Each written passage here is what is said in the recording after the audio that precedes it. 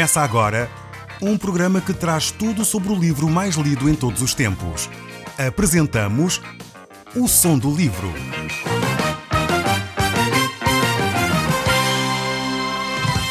Seja muito bem-vindo. Neste podcast vai encontrar o livro mais conhecido e lido em todo o mundo. Vamos levá-lo numa viagem pela história da humanidade. Este é um audiolivro para si, para a sua família e sociedade em geral. Contextualização e comentários de Paulo Chaveiro. Eu sou Paulo Chaveiro e nós hoje estamos a olhar para o livro de Efésios que o apóstolo Paulo escreveu e nós vamos certamente encontrar aqui assuntos extremamente interessantes. Nós já verificamos que foi Deus que planeou o conceito de igreja.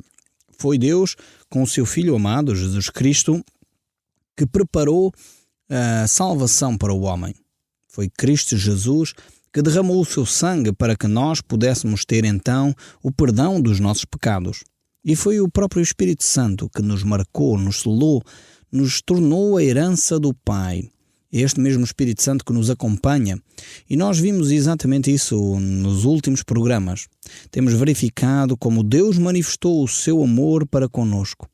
E como estas virtudes cristãs que esta igreja em Éfeso tinha, a fé e o amor, eram marcantes naquela comunidade. Paulo imediatamente ora, rendendo graças a Deus pelas maravilhas que ele tinha tomado conhecimento acerca desta igreja na cidade de Éfeso. Nós podemos notar que o apóstolo Paulo era um homem de oração, um homem dedicado a essa comunhão intensa com Deus. Várias vezes encontramos o apóstolo Paulo a exortar os cristãos a orarem. E nem sempre ele só falava da oração. Ele era um homem efetivamente de oração. Nós verificamos que as Escrituras são de facto muito enfáticas neste assunto. Não basta nós fazermos seminários sobre a oração, não vale a pena continuarmos a falar muito sobre a oração. O que é importante é de facto nós termos tempo de oração na nossa vida. E nós verificamos que o próprio Senhor Jesus Cristo, poderíamos dizer que não tinha necessidade de orar, ele próprio orava. Ele é o próprio Deus feito homem, ele tinha essa disciplina da oração. Aqui a oração não eram meras repetições, eu preciso distinguir isto. A oração na Bíblia não eram rezas repetitivas. Aliás, o Senhor Jesus Cristo, no Evangelho de São Mateus, no capítulo 6, ele quando ensina a oração do Pai Nosso, já querendo salvaguardar que ela fosse utilizada como uma mera repetição, Jesus adverte antes dizendo: não faceis vãs repetições. Agora, isto não quer dizer que não possamos fazer a oração do Pai Nosso. Há determinadas comunidades, normalmente comunidades até evangélicas e tudo, que a oração do Pai Nosso é quase desconhecida. Quase numa reação às repetições que muitas outras comunidades fazem. Então há outras comunidades que quase nem oram a oração do Pai Nosso. Também não está correto, não tem mal nenhum orarmos a oração do Pai Nosso. Ela é uma oração bíblica. Foi o próprio Senhor Jesus Cristo que nos ensinou a oração do Pai Nosso. É verdade que Jesus queria, através dela, nos dar princípios fundamentais para a oração. Isso é um facto. Mas também não tem mal nenhum nós podermos declarar o Pai Nosso. Pai Nosso que estás nos céus, santificado seja o teu nome. E podemos dizer esta oração bela que Jesus Cristo nos ensinou. Então Jesus mostra a importância da oração, o apóstolo Paulo mostra a importância da oração. Eu espero que você também na sua vida tenha a oração como algo importante. Não só a oração à refeição, mas um tempo específico, onde você se para no seu dia-a-dia e tem um momento específico para orar. Talvez no carro, talvez enquanto vai para o trabalho. Eu conheço algumas pessoas que têm uma disciplina de oração interessante. Quando vão a caminhar para o trabalho, essas pessoas aproveitam o tempo de deslocação para, naqueles 10, 15 minutos, uma hora, terem o seu tempo de oração, o seu tempo de comunhão com Deus. E isto, de facto, é uma ótima oportunidade para não desperdiçarmos o nosso tempo. Então, vemos estes exemplos deste grande homem de oração, que era o apóstolo Paulo, e ele mencionava a igreja de Éfeso, mencionava aquelas pessoas na sua oração. Mas nós vamos então ler aqui o verso 15 do primeiro capítulo de Efésios, começando assim a introduzir o nosso assunto de hoje. Porque por isso também eu, tendo ouvido a fé que há entre vós no Senhor Jesus Cristo e o amor para com todos os santos, Estas foram as notícias alegres que o apóstolo Paulo recebeu da igreja de Éfeso. Ele estava animado, porque havia fé e amor. As pessoas na igreja em Éfeso estavam a aplicar o ensino de Jesus Cristo, que é: amai-vos uns aos outros, assim como Deus vos amou. Este é o principal mandamento de todos. Eu quero dizer que isto tem ganho um novo significado para mim como conselheiro matrimonial. Muitas vezes casais chegam perto de mim dizendo: pastor, o meu casamento acabou, já não há amor entre nós. E este texto bíblico para mim tem criado um novo significado: amai-vos uns aos outros assim como Deus vos amou. Tenho notado que nos casamentos cristãos é necessário cada vez mais aplicarmos este mandamento de Jesus Cristo. E é extremamente difícil nós amarmos uns aos outros. É por isso que Jesus Cristo nos dá um mandamento e não diz que isto é uma sugestão. Se fosse simples nós nos amarmos uns aos outros, Jesus não teria necessidade de ter dito. Talvez ele, em vez de dizer um mandamento novo vos dou, amai-vos uns aos outros, ele teria dito: vivam de acordo com aquilo que é o vosso sentimento. Mas não foi isto que Jesus disse. Jesus disse: um novo mandamento vos dou, amai-vos uns aos outros. E é difícil.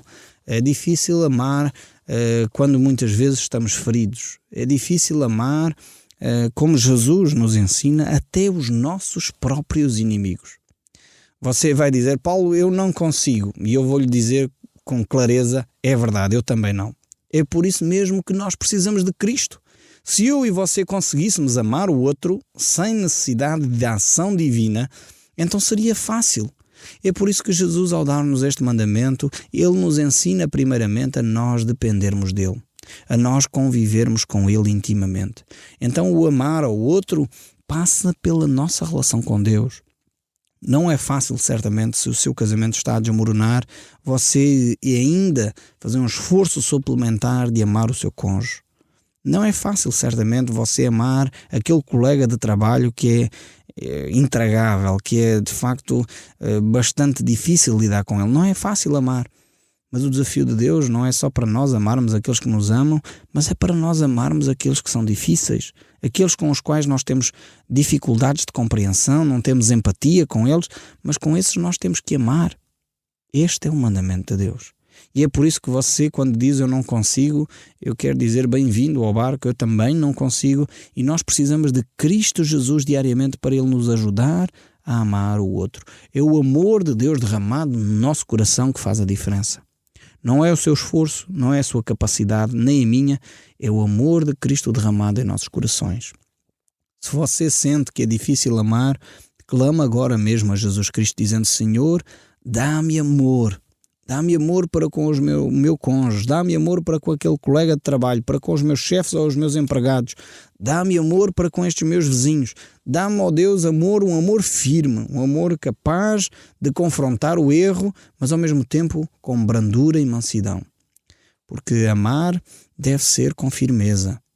E não há maior amor de um pai para com um filho quando um filho está a viver talvez numa dependência, num vício que não larga, talvez está envolvido em drogas e continua há anos envolvido nessas drogas, e muitas vezes é necessário um pai com amor dizer: meu filho, eu amo-te tanto que eu não suporto ver-te continuares a destruir-te. Se queres continuar a drogar-te, então, meu filho, eu não posso permanecer contigo aqui. Tens que sair para que tu possas fazer o teu percurso e eu não sofra tanto. Mas isso é amor firme, um amor capaz de dizer: eu não te dou mais dinheiro para o teu vício, eu não te dou mais dinheiro para tu gastares a te autodestruires, eu não te dou mais condições de tu continuares a matar-te. Porquê? Porque eu te amo. Eu sei que isto é algo dificílimo, o amor com firmeza é algo extremamente difícil, mas é esse amor que Deus quer que nós vivamos. Então o apóstolo Paulo estava alegre porque na igreja em Éfeso, de facto, eles viviam essa fé e esse amor.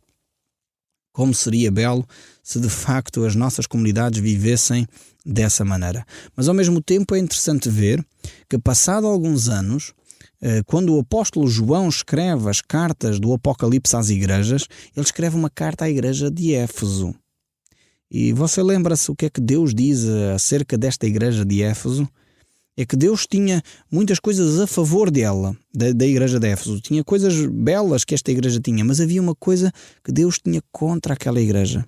É que ela tinha perdido o seu primeiro amor. Então vemos como o apóstolo Paulo valoriza o amor desta igreja, mas ao mesmo tempo, uns anos mais tarde, este amor esfriou. Este amor desapareceu. Então o amor é algo que deve ser cultivado. Não é algo que nasce espontaneamente. O amor não nasce por geração espontânea. Não, o amor é algo a ser cultivado diariamente. Você precisa de desenvolver esse amor para com Deus diariamente. Então como é que você faz isso? Lendo a Bíblia, orando, amando o próximo, visitando comunidades cristãs onde você se sinta efetivamente edificado, onde ensinam a Bíblia com toda a propriedade. Você deve fazer isso constantemente. Talvez você diz, mas Paulo, eu leio a Bíblia, mas muitas vezes não sinto essa intimidade com Deus. Pois, eu acredito que sim, que não aconteça todos os dias um momento daqueles fantásticos arrebatadores. Mas você deve diariamente continuar a desenvolver esse relacionamento. Porque se você para de fazer isso, então efetivamente o seu amor ainda vai esfriar mais. E é necessário que você de facto desenvolva esse relacionamento com Deus através da leitura, através da oração, através de visitar as comunidades cristãs semanalmente ou mais do que semanalmente, se possível. Tenha um grupo de oração, envolva-se efetivamente com outras pessoas no seu relacionamento com Deus. Então chegamos ao verso 17 aqui do capítulo 1, ainda do livro de Efésios, onde o apóstolo Paulo continua a descrever esta carta para a igreja de Éfeso. Ele diz, para que o Deus do nosso Senhor Jesus Cristo, o Pai da glória, vos conceda espírito de sabedoria e de revelação no pleno conhecimento dele. Este é o objetivo da oração de Paulo. Paulo desejava que aquela igreja tivesse o Espírito, lhe concedesse sabedoria, espírito de conhecimento e de sabedoria, e que lhe desse revelação do pleno conhecimento de Deus. É interessante ver que a oração de Paulo para com os crentes daquela época não era que eles fossem ricos, tivessem mais dinheiro, que fossem resolvidos os problemas de saúde daquela comunidade, que fossem resolvidos todos os problemas financeiros. Eu não estou a dizer que é errado orar por isto, atenção. Mas muitas vezes nós gastamos demasiado tempo a orar pelos bens materiais. E Jesus Cristo nos disse de uma forma tão interessante, quando ele fala no Evangelho de São Mateus, dizendo que buscai em primeiro lugar o reino de Deus e a sua justiça, e todas as outras coisas vos serão acrescentadas. Os cristãos desta nossa geração têm invertido todos estes valores. Têm buscado em primeiro lugar todas as outras coisas em vez de buscar em primeiro lugar o reino de Deus. Então, gastamos demasiado tempo a orar pelos aspectos financeiros, pela saúde, pela cura, por isto, por aquilo, dos crentes, e esquecemos de orar, como o apóstolo Paulo nos ensina aqui, para que os cristãos tenham sabedoria, tenham conhecimento pleno de quem Deus é. Porque quando nós tivermos o pleno conhecimento de quem Deus é, quando nós tivermos a sabedoria de Deus, certamente não vai ser necessário orarmos pelos seus aspectos financeiros, porque você não vai gastar mais do que aquilo que tem. E um dos problemas principais do nosso povo é que anda a viver acima das suas possibilidades. Ganha 500 ou 600 euros e depois gasta por mês 700, 800. É impossível viver desta maneira. Precisamos de sabedoria de Deus. Não precisamos, talvez, de mais recursos. Talvez precisemos, mas não precisamos, se calhar, de mais recursos. Precisamos de sabedoria de Deus para gerir o dinheiro que nós temos. Precisamos do pleno conhecimento dos princípios de Deus, o coração de Deus, para a nossa vivência diária. Então, infelizmente, às vezes gastamos demasiado tempo em pedir outras coisas, quando Jesus disse a coisa mais importante que vocês devem pedir, a coisa mais importante onde devem de investir o vosso tempo é no buscar em primeiro lugar o reino de Deus e a sua justiça. É por isso mesmo que o Tiago, quando escreve a sua carta, no capítulo 1, no verso 5, ele diz: se alguém tem falta de sabedoria, peça a Deus, que a todos dá liberalmente e não lança em rosto. Precisamos talvez de mudar os nossos temas de oração. Precisamos de mudar os nossos assuntos de oração para com Deus. Talvez mudar a nossa maneira de nos relacionarmos com Deus, em vez de fazermos um peditório a Deus, porque às vezes as orações de alguns crentes são mais um peditório do que um partilhar do coração. Se é chegar perto de Deus e dizer: Senhor, dá-me isto, dá-me aquilo, dá-me aquilo outro, dá-me aquilo, e fazemos ali uma lista. Parece que estamos a dirigir-nos ao Pai Natal. Parece os meus filhos, quando chega a altura do Natal, fazem uma lista enorme de pedidos. E efetivamente isso não é relacionamento com Deus. Relacionamento com Deus não pode passar só por uma lista de pedidos. É necessário nós termos a sabedoria, a mente de Cristo que já está em nós. Que o apóstolo Paulo diz que já temos a mente de Cristo. Foi-nos entregue no dia em que nós aceitamos o Senhor Jesus Cristo como Senhor e Salvador. Foi-nos entregue pela ação do Espírito Santo, como nós já vimos, fomos selados pelo Espírito Santo. Então, nós temos a mente de Cristo. Precisamos de desenvolver essa mente de Cristo, pedindo a Deus sabedoria, pedindo a Deus profundo conhecimento de quem Deus é. E nós temos montes de exemplos nas Escrituras onde homens de Deus oraram, dedicaram o seu tempo a conhecer quem Deus era. Podíamos citar Elias, Daniel, Eliseu, profetas do Velho Testamento, homens do Novo Testamento que dedicaram o seu tempo à oração, e não só isso, viram as suas orações respondidas. Viram aquilo que eles pediam efetivamente a Deus acontecia, porque Deus efetivamente compreendia o seu coração e eles compreendiam a mente de Deus. Eles efetivamente tinham pleno conhecimento de quem Deus era. Então é necessário nós realmente agirmos como Paulo, como ele dizia: não cesso de dar graças a Deus por vós, fazendo menção de vós em todas as minhas orações. Devemos fazer isso, sem dúvida, mas também ao mesmo tempo devemos crescer no conhecimento de quem Deus é. Deixa de lado esses peditórios constantes de aspectos materiais e dedique-se a conhecer mais a sabedoria de Deus e o conhecimento de quem Deus é. E o resto, como diz as Escrituras, nos será acrescentado. É uma promessa de Deus. Deus promete que nós não devemos andar ansiosos por coisa alguma, porque nós devemos fazer antes conhecidas as nossas petições diante do Pai, porque Ele quer satisfazer esses aspectos na nossa vida. Isto é uma promessa tremenda de Deus, que nós podemos experimentar no nosso dia-a-dia. Não é uma promessa etérea e vaga que ficou lá guardada nos arquivos do início dos séculos do cristianismo. Não, é uma promessa válida para nós hoje. Se nós buscarmos em primeiro lugar o reino de Deus e a sua justiça, o resto Deus vai tratar. Mas o faça sinceramente. Faça do mais profundo do seu coração. Não o faça, e eu faço o alerta, não o faça como investimento bancário. Porque infelizmente às vezes as pessoas dizem: ok, então o segredo é buscar em primeiro lugar o reino de Deus, então eu vou fazer isto que é para ver se Deus me dá mais dinheiro, ver se Deus me dá mais saúde. Isso é um investimento bancário e não é essa a atitude do seu coração. Não pode ser essa a atitude do seu coração para ver Deus agir na vossa vida. Mas temos que prosseguir no nosso tempo aqui, na leitura destes textos bíblicos. Eles continuam a ser extremamente ricos e profundos para nós. O verso 18 diz: iluminados os olhos do vosso coração, para saberdes que é a esperança do seu chamamento, qual a riqueza da glória da sua herança nos santos. Aqui mais uma vez nos fala da nossa herança como para Deus, a herança que nós somos nos santos. E aqui mostra mais uma vez que a nossa herança é Cristo Jesus.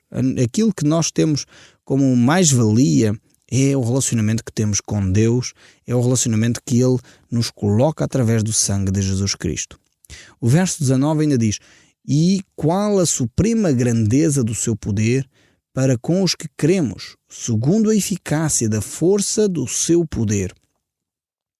Aqui a palavra poder no grego é a palavra dinamis, que é o mesmo utilizado, eu não sei se pronunciei bem porque eu não sou grego, mas esta ideia de dinamis é a mesma ideia que deriva para as palavras, neste caso poder em português, mas também dinâmica, e ao mesmo tempo esta mesma palavra tem a mesma origem em dinamite. Então esta é a ideia de poder aqui. Poder é este evangelho do poder, é um evangelho que é dinamite. É um evangelho que é dinâmico na vida de cada um de nós. Dinamite para remover aquilo que está errado em nós. Eu não sei se você já foi a alguma pedreira. Eu já presenciei algumas pedreiras. E o que é que acontece? os trabalhadores começam a tentar perfurar aquelas lajes de pedra. E a certa altura fazem uns certos buracos, mas como aquilo é pedra dura, para a removerem, o que é que eles fazem? Colocam barras de dinamite. E aquele dinamite rebenta literalmente com a pedra, fazendo com que aqueles blocos imensos se despeguem do grande rochedo.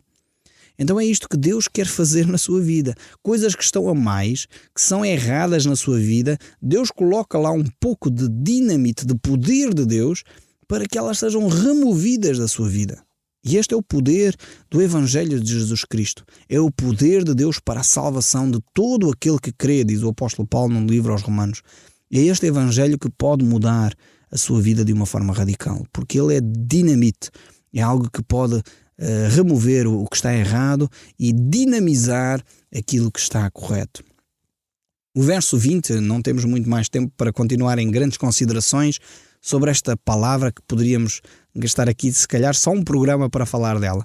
Este verso 20 agora nos diz: o qual exerceu em Cristo, ressuscitando de entre os mortos e fazendo sentar à sua direita nos lugares celestiais.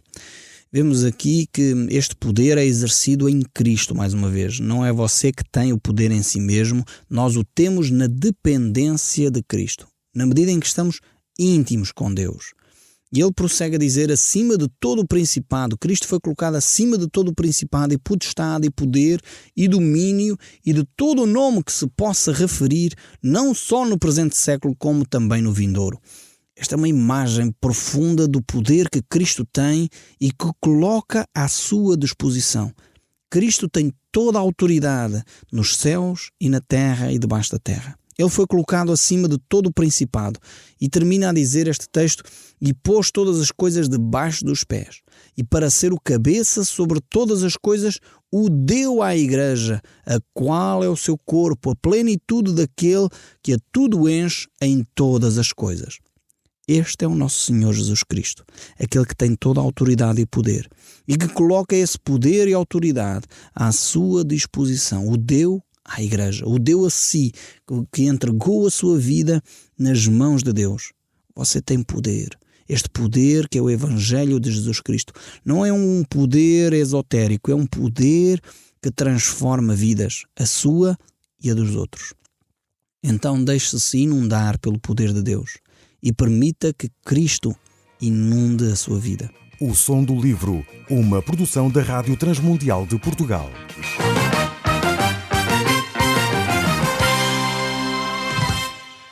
RTM. Conhece todos os nossos programas em rtmportugal.org. Uma produção da Rádio Transmundial de Portugal.